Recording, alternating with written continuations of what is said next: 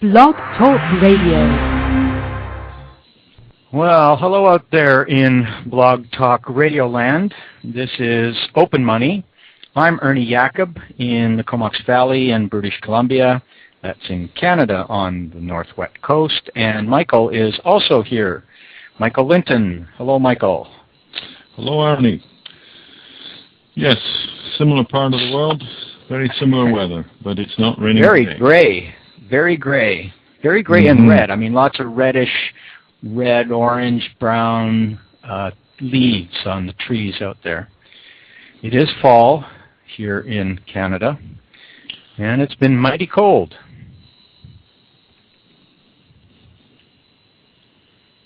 And that's probably of great interest to everybody in the open money world. Everybody. What everybody?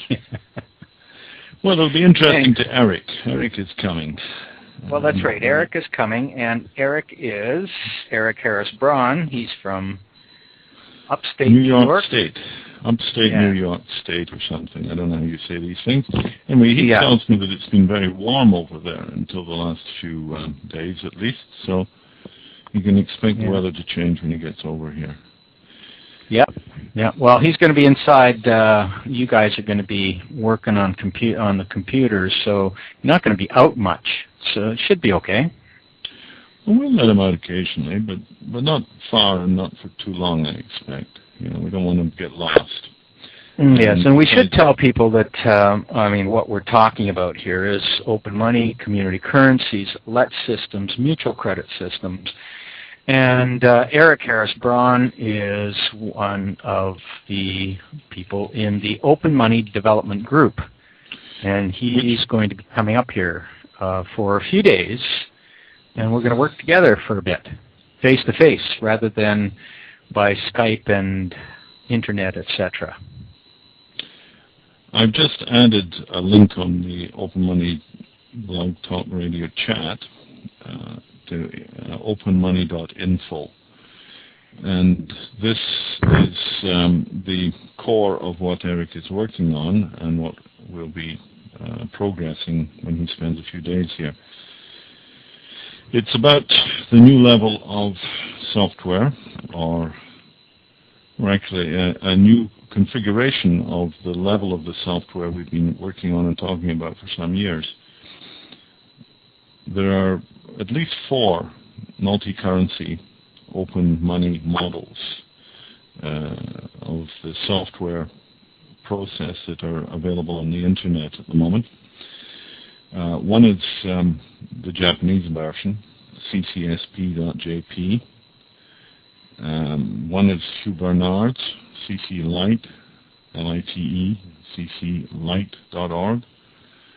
I think that's correct. Was that CCSP dot what? JP? JP, yep. That's JP, the Japanese one. Right. And Hugh Barnard's is what?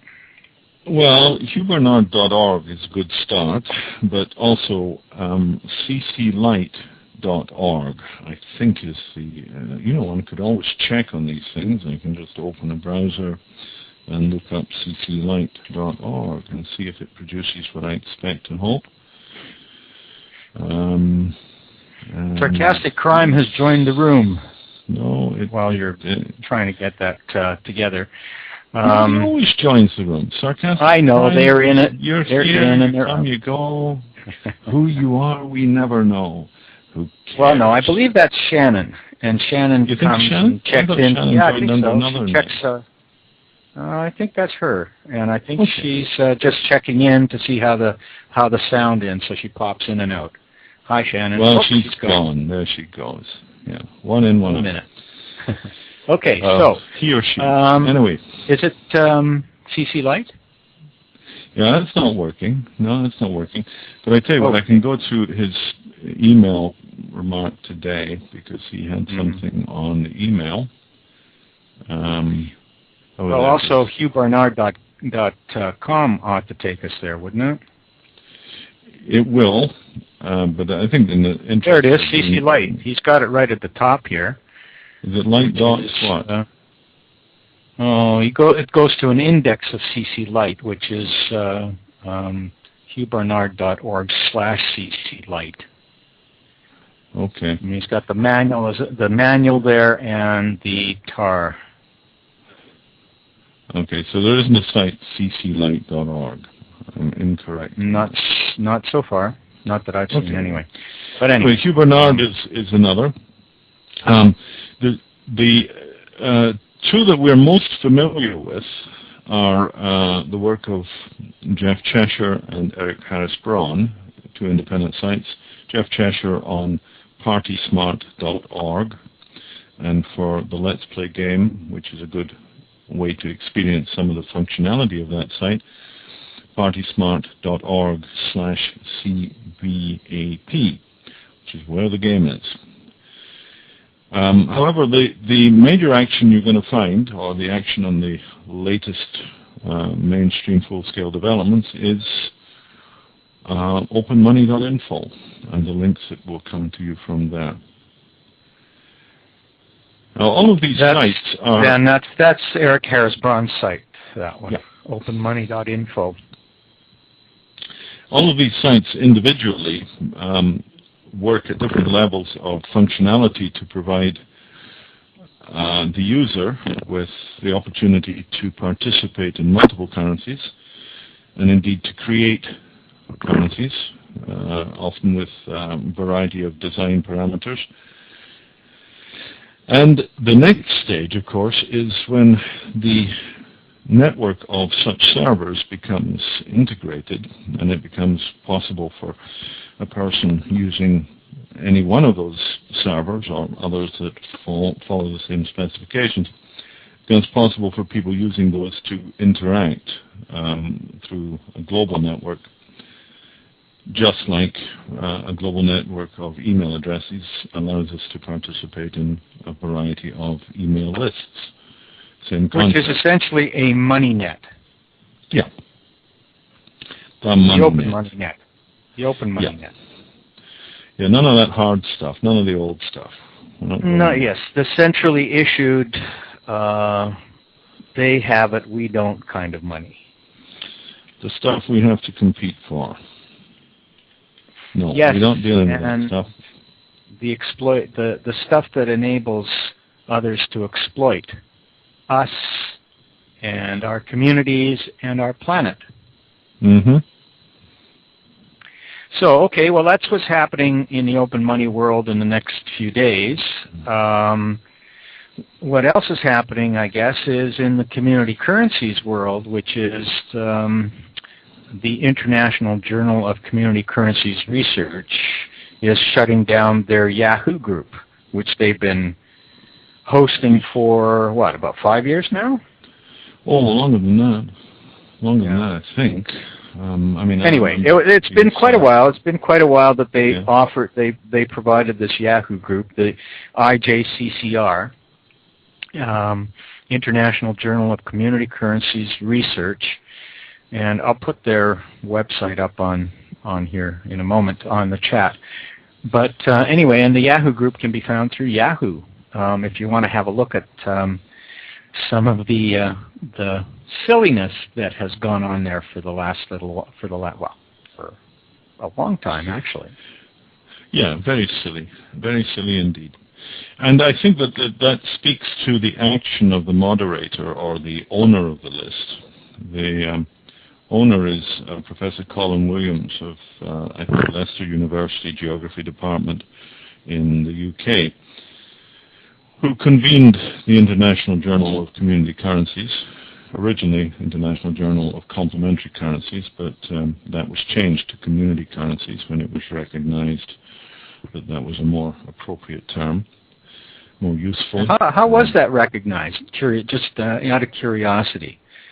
Well, quite quickly. Because there's been a push for calling CC complementary currencies rather than community currencies. I think community currencies was the original formulation, and I believe it was Bernard Lietaer that's been promoting them as complementary currencies to distinguish, and I guess to distinguish their approach from community currencies, the development in that realm. Well, I think that is the point. I think, excuse me 1 second.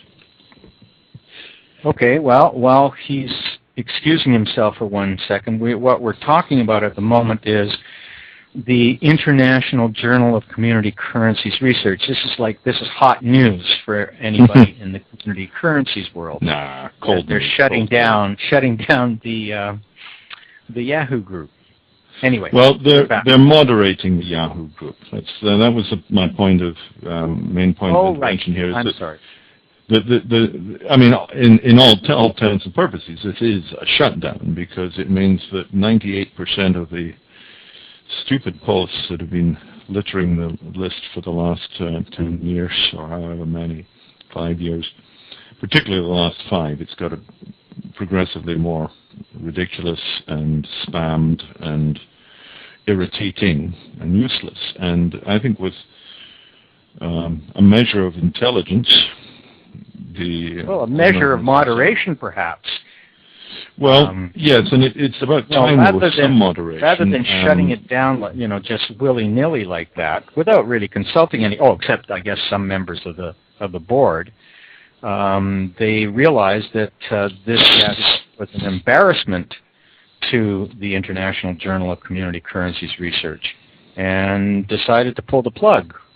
They could have done something a little differently, though, and they could have simply begun to moderate, i.e. manage. Yeah, but that would be a demanding task, and given the indisciplined nature of this particular community, I think it's far more intelligent for them to say, look, we want an ijccr list, let it be an ijccr list. It will be moderated by and post information related to the Journal of Community Currencies Research.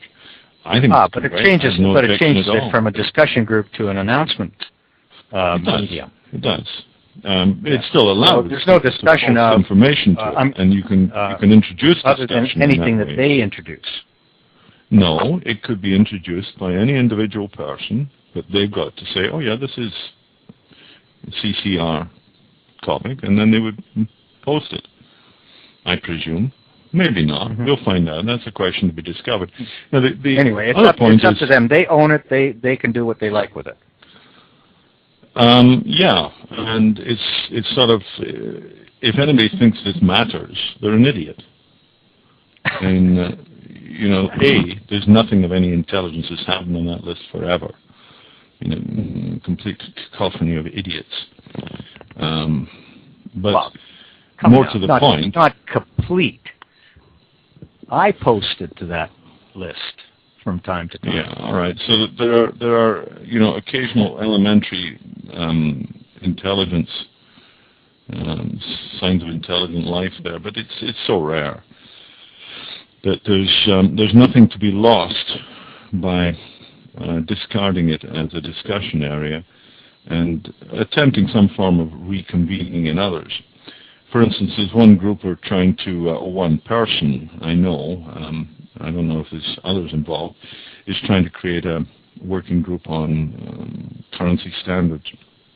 And yes, that's all power to him. Create the group, do it, be it. No, it's Marc Gauvin. Sorry, that's right. Yeah. And he can have it. And I'm not going near it. I'm going to bother looking at it, never mind contributing to it. Because trying to set standards is a futile effort. Is that your point? Well, it's setting standards in the terms that that Mr. Gauvin seems to regard as the only legitimate ones, which are whatever he says. Everything else is non-standard, and he has a way of mincing words, mincing them into little pieces and splitting them out in different forms. He's to English language what hamburger is to meat.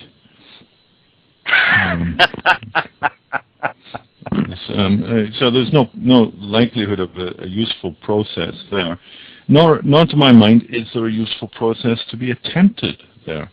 Standards in community currency are protocols for communication, but the idea that there should be a good currency and a bad currency and a better currency, these are are purely arbitrary distinctions, and the general public, the users, will not conform to the abstract theories of anybody in particular. They will adopt those currencies and procedures and behaviors in their own right that they find effective. I think there's a clear connection here or analogy with ijccr, the Yahoo group.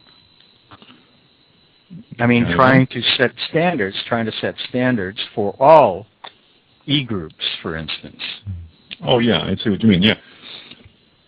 Now, there's some value in being able to point out that this group is moderated, this group is immoderated. So this currency has limits, this currency has not, or this currency measures in legal tender, this currency measures in whatever you think of next. This one has authentication, this one is anonymous, or whatever parameters.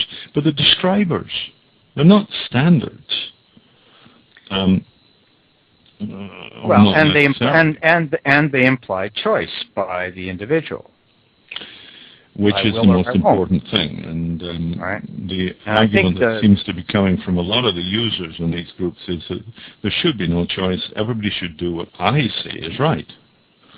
And people have accused me, of similar authoritarian implementations. You can't do anything except let systems. Well, I never said that at all. Never, ever said that. I just said a let system. If you're going to do a let system, do a let system. Don't do a let scheme. Yeah, don't do something weird and then say it's a let system and it's an improvement on. It could be an improvement on if you like, but don't say it's a let system. It's not. So this whole issue of what is standard and so on, well, it's some futile occupation for the descendants of the philosophers of the medieval time who used to argue about the number of angels that could dance on a pinhead. Well, the same people have been reincarnated and have shown up in the ijccr list and are every bit as fatuous and ridiculous as their well, authoritarian. I think the tendency is towards centralized control, authoritarian management, which is the antithesis of let systems and open money systems.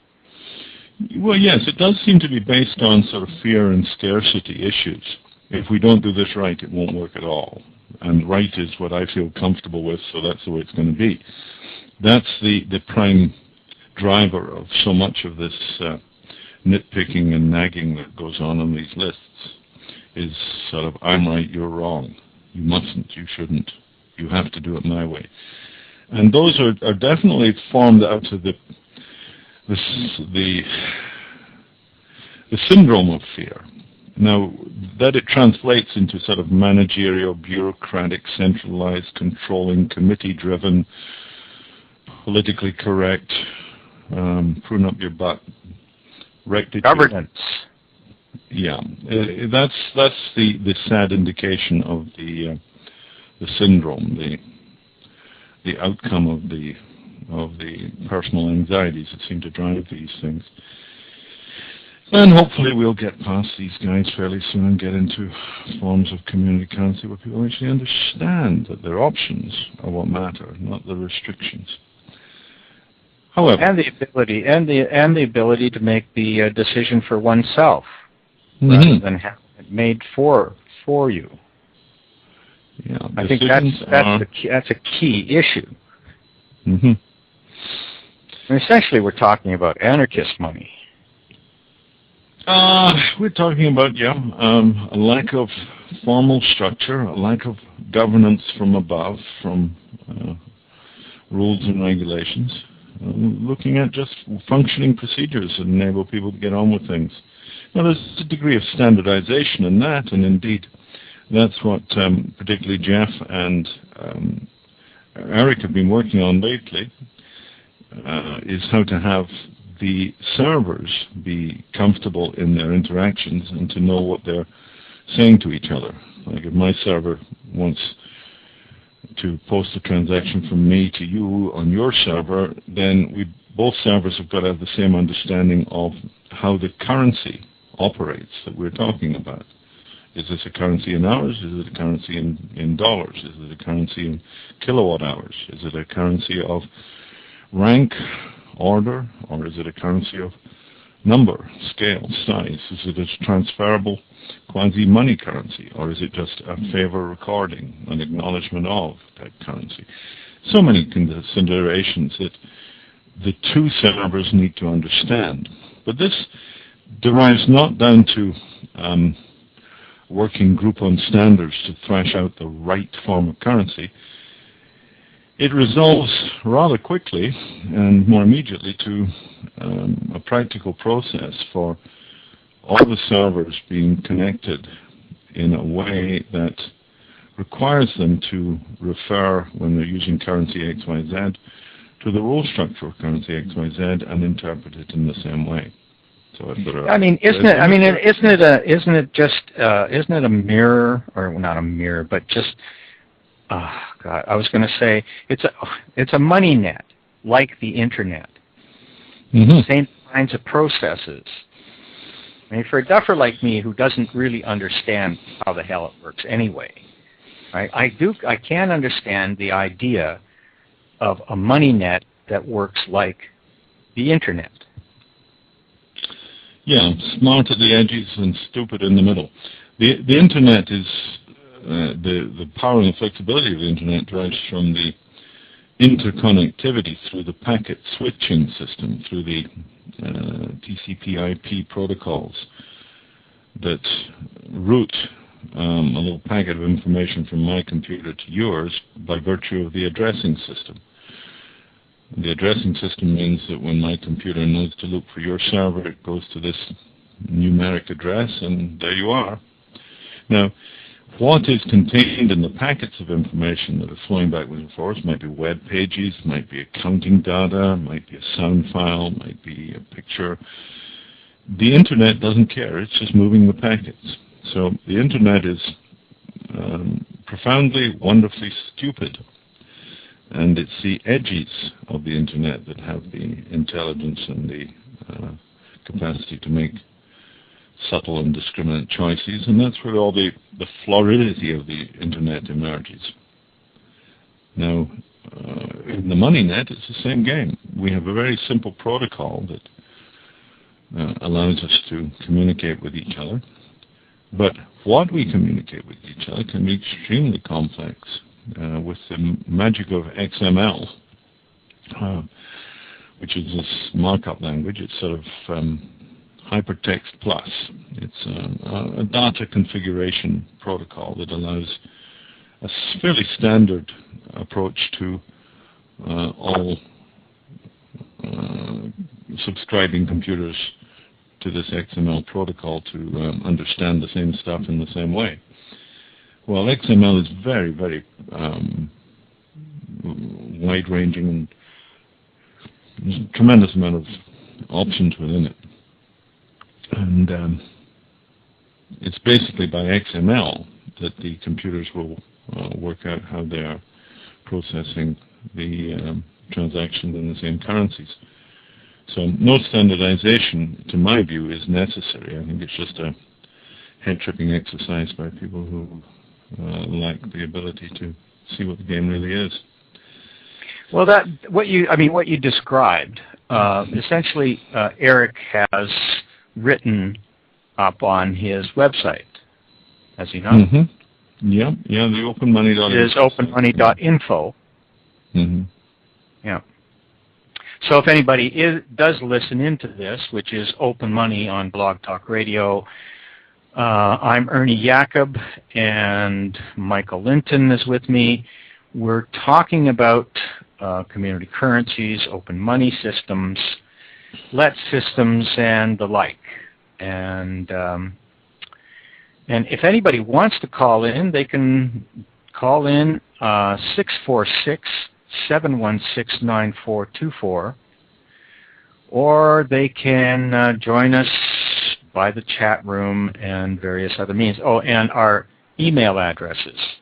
Michael is mwl@openmoney.org, and I'm Ernie@openmoney.org.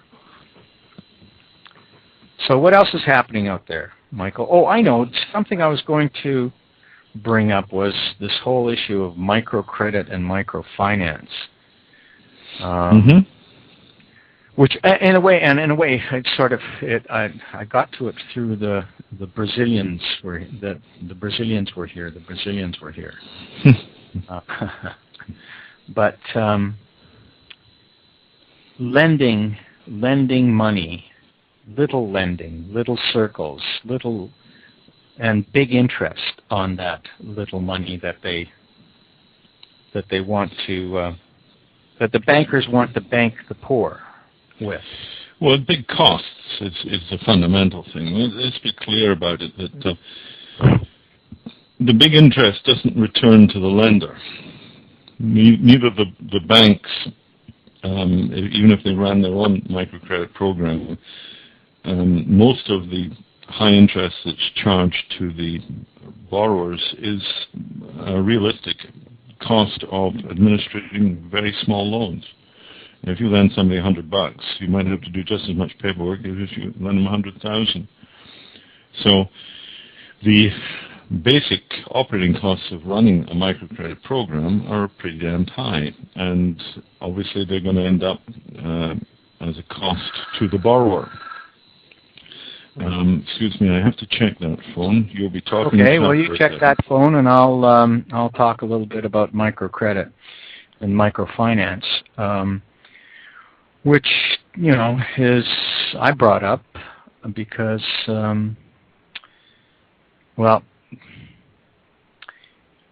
why did I bring that up? I just lost my thread. In any case, microcredit, the cost of lending normal money, the centrally issued, bank-issued currencies is quite high. And so the interest rates are quite high on even small loans inside small lending circles. Well, the idea that those communities within which those people want to create their enterprise, their business, their organization can be done much more simply and cheaply with community currencies. Or augmented. There, Michael. I think it's a mistake to try and overlink or over-distinguish these issues.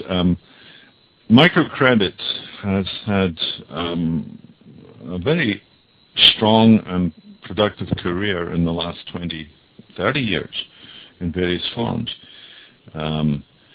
It's not just the Mohammed Yunus Grameen package. There's several others who've been doing very similar processes in similar ways. This is the poster child of the deal. It's the one that gets the most publicity. And the Nobel Peace Prize or something, didn't he get? Didn't he get something? That's right, yep, he did. Mohammed Yunus Grameen.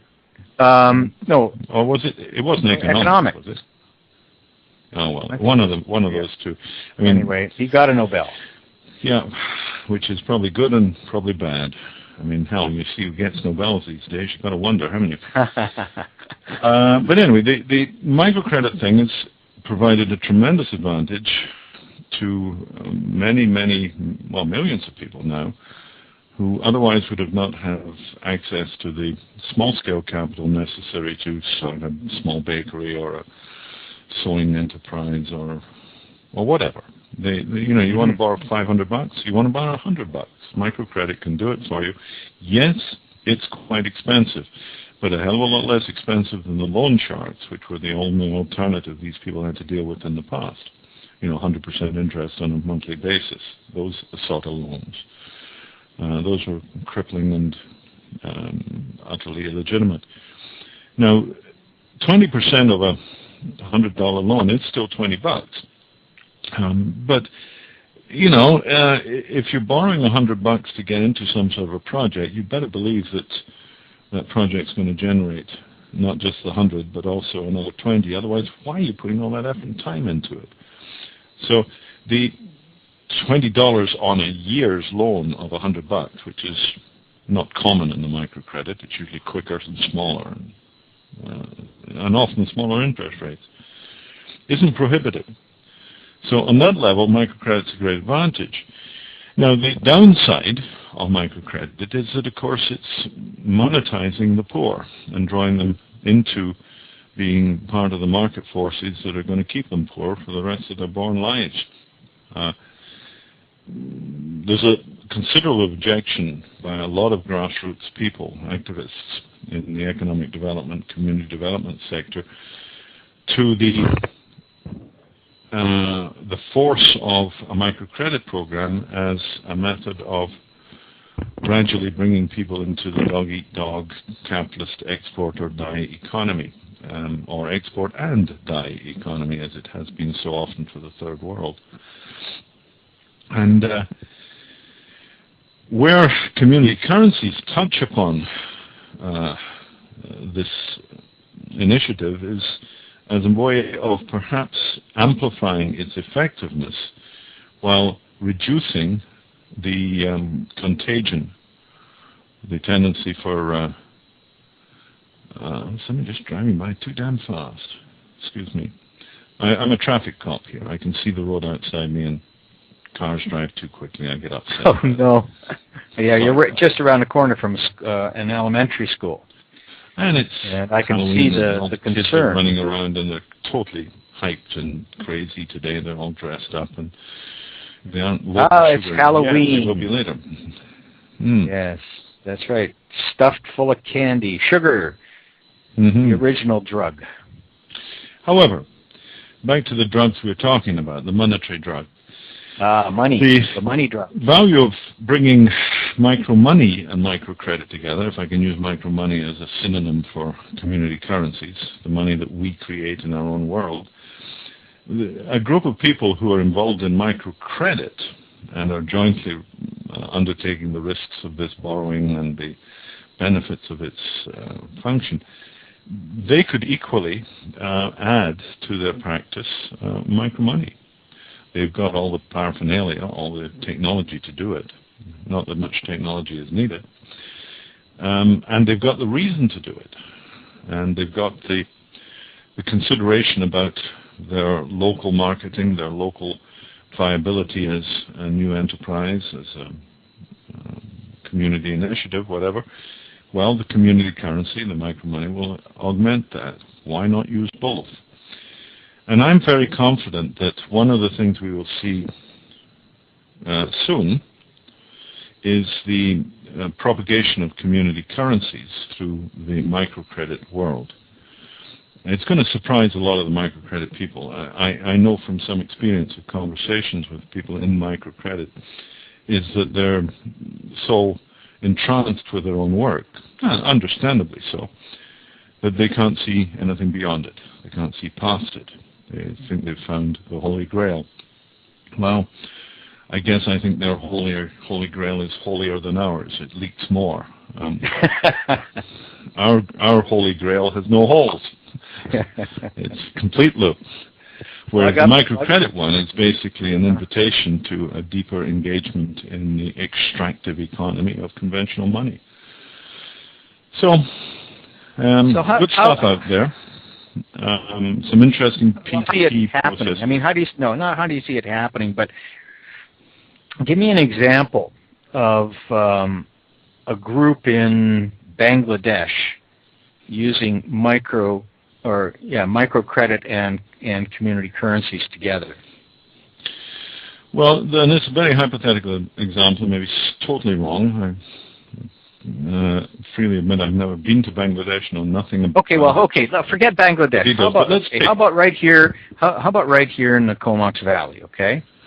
Or a downtown urban community that's on the edge, a Skid Row sort of space. Well, we've got one right here. We've got homeless people right here in this very, very rich valley in Canada. Right. Well, microcredit is going to do nothing for homelessness. Too small, too insignificant. What microcredit can do is it can take, say you have 15 or 20 people going through a starting small business thing. They're all working under a government grant to get them off their insurance or welfare and set them up as painters, landscape gardeners, secretary services, dentists, engineers, doctors, dentists, lawyers. engineers. Forget the dentists, engineers, and lawyers. Forget them. Stick with the people who are the carpenters, the people who act. Yeah. The people who are in small scale, the people who are needing to position themselves and get themselves a little bit of a market in their own community to make sense of the effort, time, money that they've put into setting up their small business, putting out their business cards, learning the ropes, going around pressing the flesh, talking to people. None of that's worthwhile unless they have work, sales, revenue, income. That's the whole point of it. We want money in for our efforts. So take this bunch of 9 or 10 people who may have, in addition to their work with government subsidies, they may have got support from a microcredit program. Well, suppose 10 of them have each borrowed $500. And so there's $5,000 that they're jointly in some way responsible for. Well, it would make a lot of sense for them also to have a community currency to use as a market development tool so that within whatever community they're operating in, and it could be the Comox Valley, it could be a Bangladeshi community, that their ability to sell their products or services is greatly increased by having a community money to do it with. So instead of selling my baked goods for pure cash, I'm selling it for part cash and part local. The local money, the community money, giving me a sort of an incubator economy. I'm living inside an economy that is strong, maybe small, maybe have a limited variety of goods and services available, maybe only a few hundred people involved in it at the beginning. But from those few hundred people, I've got a stronger market response than I can assume or expect from the hard currency market, where there may be 1,000 other bakers. Yeah. I like that incubator economy. Mm-hmm. The warm, cuddly space. Yeah. It's the place where the walls are padded, if you like, where it doesn't hurt so much and it's warm. Then that's the incubator. Lots of other people playing. Yeah, at least some, and enough to keep the ball rolling and enhance at some level my turnover, my productivity, my market development, my ability to repay the loan. Now, just as that would apply in Comox Valley or Bangladesh or Latin America, so indeed for a variety of small business networks, perhaps further up the scale where they're trying to build an incubator regional development package so that new industries can settle into your area, be it aircraft parts or sustainable energy development stuff or I don't know, computer games, wherever you get a whole bunch of protagonists who have some mutual interest in developing, it would be sensible for them to have a mutual currency that enhances their connectivity, their collaboration, without tying them into some sort of rigid, formal hierarchy. And that's always the problem, the idea that there is a structure, a head office. We've joined this thing and it tells us what to do in some way, or we're bound by its behaviors. Within the community currency, there is no such structure or binding, not necessarily. You can try and implement it, but it's not likely to work very well. So whereas an organization that's trying to break the surface and get its head above water, small business, might feel nervous about joining some prescriptive entity, some institutional, join our club, you can only be in this one, not in another type. I mean, there's a lot of service clubs, for instance, Rotary, Kinsman Lions in this country, who tend to have a restriction on the number of dentists they can have, the number of carpenters, the number of funeral directors, because you don't want to have too many of the same people in the same place. So once you join that club, because they're business networks. Well, they're intended to be closed-loop, territorial, little entrenchments, and they're founded on the old phobic idea of tribes as closed-loop, tight, either in or out. If you're in, they're out. So there's a boundary condition. Now, that's not how we play with community currencies. We look at it as a connective condition that we can all link up in as many ways as we find relevant. So instead of just being a member of the service club or the church or the faculty at the university, and we tend to be singular in those for various reasons, sometimes deliberately so.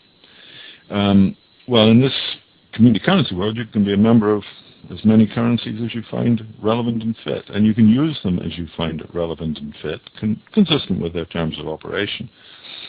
So essentially, there's much less control, much more facility. And as an incubator support for microcredit initiatives, and as a means of diminishing the extractive effect of community microcredit programs. Extractive in the sense that not just interest is paid and usually goes out of the community. That's a comparatively small amount, even at 10-20%. It's not a hell of a lot of money when you think about it. But it's the dependency. The dependency is a problem.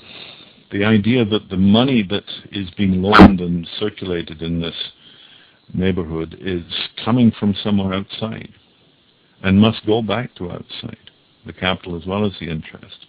And then that the economy that I become involved in is one where my primary market may be outside my local region. I may have gained the facility through my microcredit to become a supplier of odds and sods to a major chain in another part of the world. And it's very, very dependent and risky and fragile arrangement. You can end up in an awful lot of trouble from that. Well, and the people who make the decisions about making these loans, these microcredit loans, they can be oriented to export.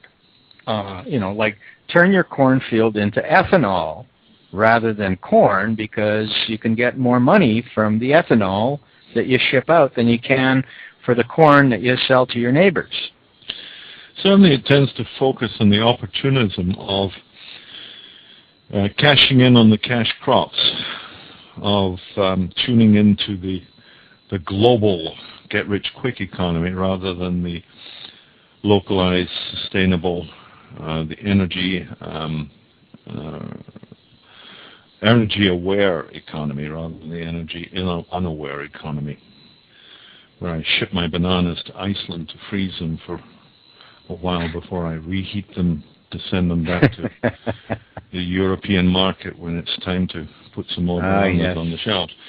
Like the forests of British Columbia being cut into squares and sold off to the world. The amount of paper we use. And helping forests. Helping forests. There. We could be very sadly occupied for half an hour if we start talking about the problem of forestry. No, okay, yes. We don't want to go there. No, we're not going to go there. Let's go back to the microcredit concept. Yeah, okay. We were talking about the extractive nature of normal money, whether it's micro, macro. And the inherent risks of mixing the two together. There's been a couple of instances surfacing, one in Brazil from the inferences of the legal review provided to the Bank of Brazil by Marusa Freire, who recently presented a paper at a conference in Victoria on... That's Victoria, British Columbia, not Australia. Yeah, Victoria, British Columbia, CIRC, IEC, I can't remember what it was. I'll have to look it up. But anyway, it's a conference on the social economy, principally for academics and government bureaucrats. So not very active and proactive group, but very sort of interested in the theory and the structure. And Marusa Freire's paper was arguing that the central banks, particularly in Brazil, but obviously it reflects in other central banks, have the mandate to support the economic well-being of their community, their nation, and the means to do it, and that one of them can be the support of community currencies. Now, then they fall into the usual trap, the all too familiar trap of saying, okay, if we want this localized money to work, it's got to be strong and stable and secure. And the only way we know it to be really strong and stable and secure is to say that this local money is backed by hard money, real money, the good stuff, as the conventional economists would think. So you set up something like a cash fund. Let's not discuss where it comes from right now, but I suppose you've got a cash fund, and you say, okay, we will issue currency against this cash fund so that there's a reserve, and when anybody says, is this money worth anything, you can say, yes, I'll give you $5 for your 5 community dollars. Perhaps I'll give you $4.50, but I'll give you some hard cash dollars for your community currency dollars. The theory behind this is that then people will be so happy to use the community money that it will circulate and cause value to be grown in the economy. Well, first of all, it doesn't. That a currency of that nature, created by a simple change of one hard money into the local soft variety, doesn't do a damn thing for the economy. It's really just no more than I've changed a bunch of coins into a bunch of bills. It changes what they feel like in my pocket. It changes what they look like. It may change how the merchant deals with them in his processing, but it's still the same money, whether it's a bill or a coin. And just because I say, oh, we have a micro money in our community, it's called the nudget or something, and you get it at the bank by paying cash, and they'll give you 100 nudgets for $100.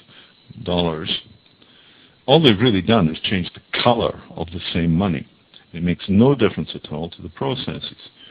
So in their striving to create what they call a stable currency, a currency with value, a currency that's sustainable by virtue of its integrity, they create nothing at all.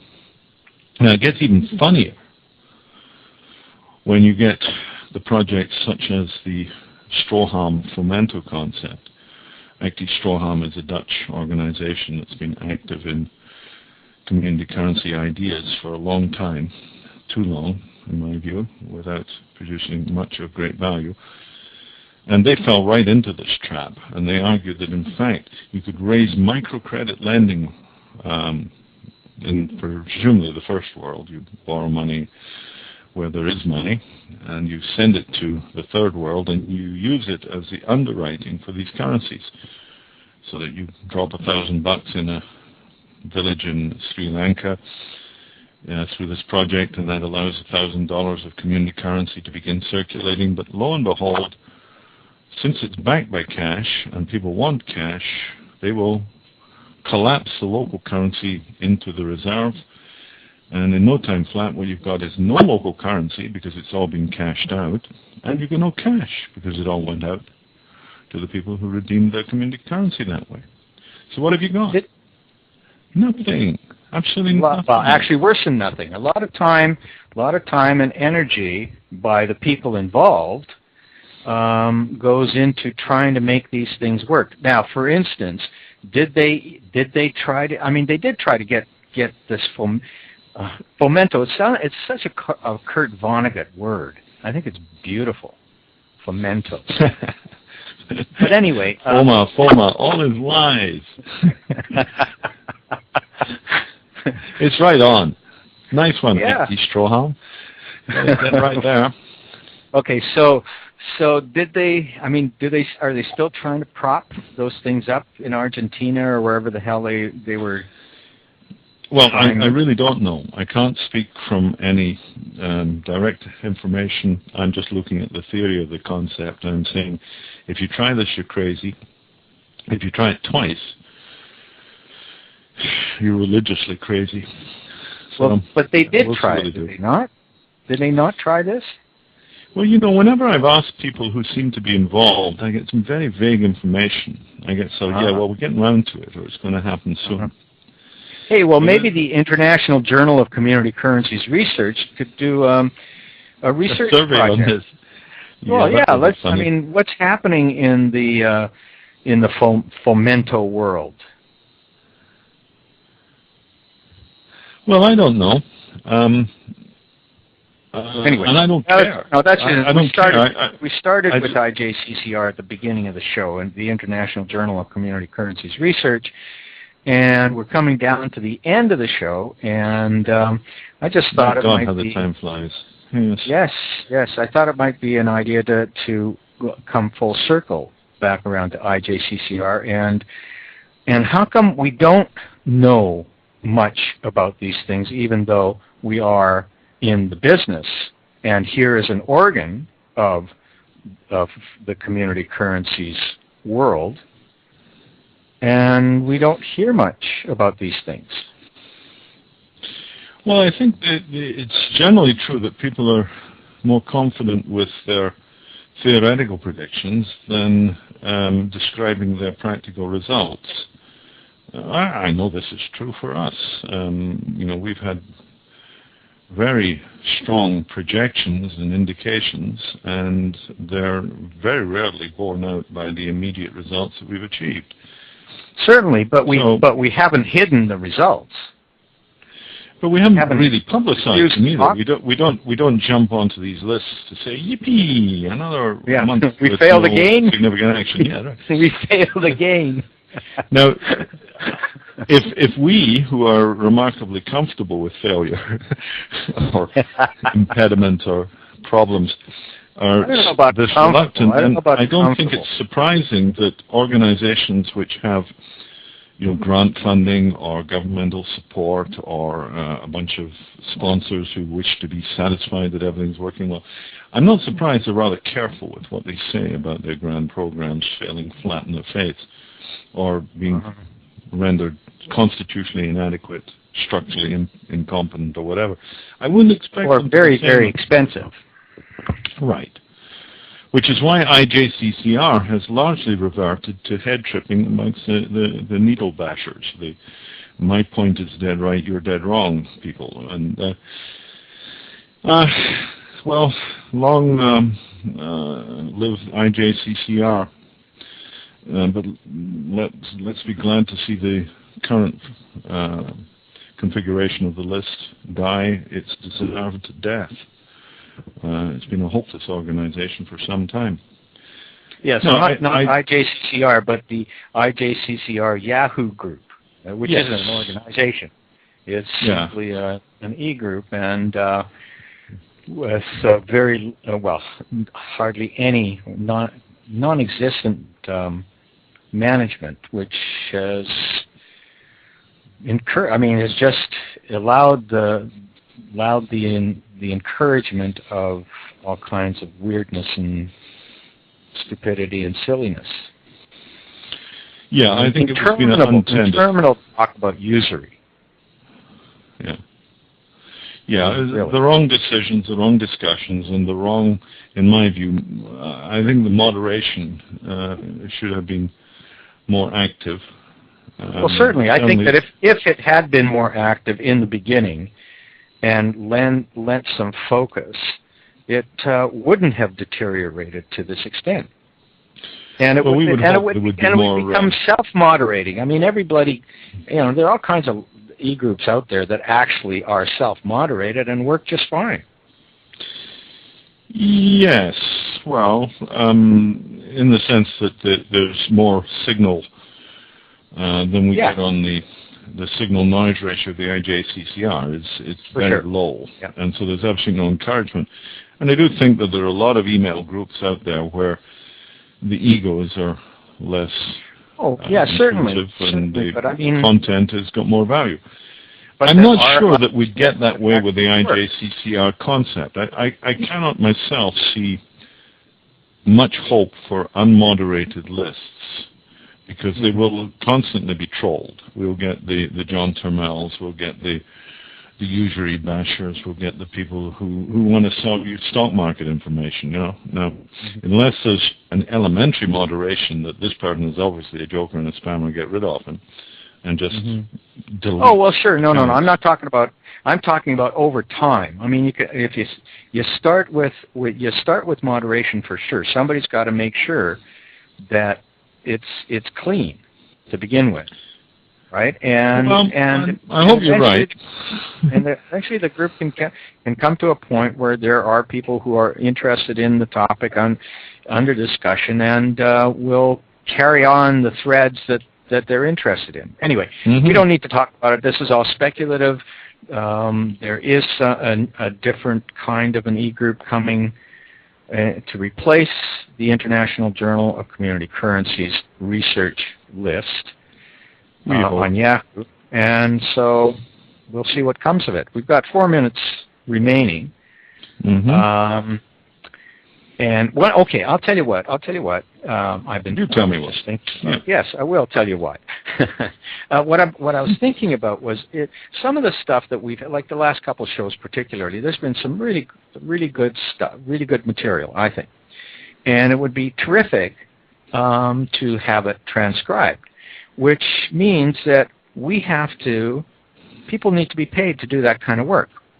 How do we make... Need to be acknowledged, need to get some sense of value, yeah. Yeah, I mean, if there's somebody listened to this and said, hey, that's pretty good, I'd like to put some time into this, what would their reward be? Well, in our world, it would be community currencies. It would be acknowledgments of some nature in that area. That's all we got. Well, I mean, we're the ones that are asking for transcription. What can we pay them with? Maybe that's what we talk about on the next show, because there's only 3 minutes remaining, 2 minutes remaining. Yeah, all right. Let's start talking about self-recognizing networks, networks of autopoiesis, networks that are internally charting, mapping, graphing their procedures, recording, acknowledging, noticing in such a way that they become useful to themselves. After all, if you don't know who the hell you are as a group, how can your group have any significance beyond its internal confusion? And there's a lot of facilities. We're a group, and we know what we're about. Well, maybe, but again, this is a question of the reflexive awareness. Do you know what the hell is actually going on in your world? Okay. And this is open money world that we're talking about. And that's community currencies, let systems, mutual credit. And I'm Ernie Jacob. This is Open Money on Blog Talk Radio. We're just about out of time. 1 minute left. Michael Linton, designer, developer, community currencies, let systems, open money. Your last word. The last word. Critical. That was critical. Okay. Great. Which is the first word of Critical Path, which is one of the books that Buckminster Fuller wrote. Maybe we can talk a little bit about that next show. Which is going to be when? That's good for giggle. Yeah. Like Friday, maybe? Friday morning? Yeah, it might show up. But Friday morning, let's talk basically about self-learning organizations and using community currencies within them. Okay. Sounds like a plan. What time's good for you?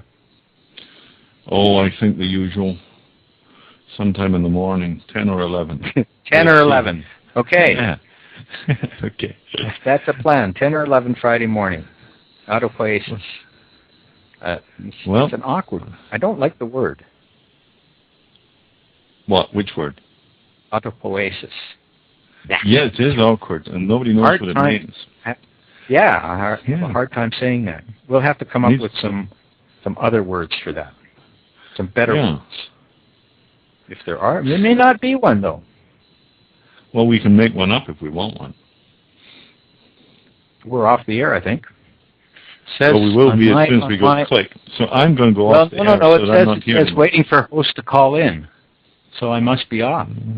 Yeah, well, we'll find out when we tape the track on it. Yeah, okay. See ya. Bye then.